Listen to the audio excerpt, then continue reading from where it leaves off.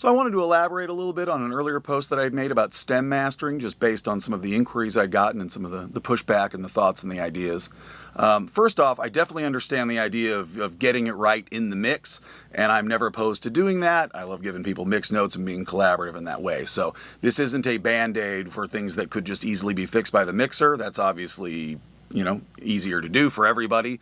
And if that's all it takes, that's fine. However, the reality is that projects get messy. Sometimes you're dealing with a producer or songwriter that for budgetary reasons or creative reasons, more often, they need to be in charge of the aesthetic and all of the details, and that's the stuff that goes into mixing. That's not a mastering job. So a lot of times the artist or the producer, they really know what's best for the style of their project because it's on them, and they've already done all of it themselves.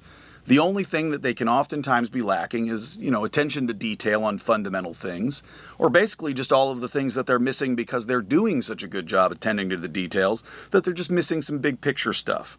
Either way, stem mastering is a service that's, it's not mixing, so we're not having to coordinate on every little detail. It's not mastering, so I'm just kind of stuck with what you got. It's a nice in-between service that allows for me to have maximum positive impact on something without having to get too deep in the weeds and charge people more money. So for me, I'm just interested in making sure people get the best product they can for something they can afford to do.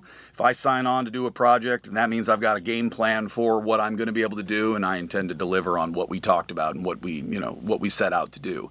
And whether or not you think it's an ethical thing or it's just mixing or however you view it, that doesn't change the fact that it's working for people.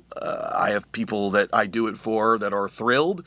No one is ever upset about it or asked for a refund or anything like that. And even in the situations where maybe I've gone too far or taking something in a direction on my initial pass, they simply just gave me the notes. I fulfilled the notes. And every single person I've ever done a stem master for has been thrilled by it. So it can't be too bad if people love it and they're willing to pay for it. And the thing that I like about it is it allows me to elevate records that otherwise might not have had the budget to have me in mixing, even more so than I could have done if I was just doing a stereo master. So I think it's a great thing. It's obviously a little bit misunderstood, and if somebody sends you every single stem on the record and starts having you turn down reverbs and stuff, yeah, then at that point you're mixing. But I ask for a certain level of stems depending on what the project requires.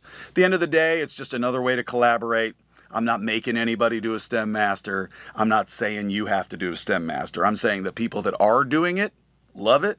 And some of the results that I've gotten doing it, I'm extremely proud of. And everybody involved has been. So hope that clears some of that up.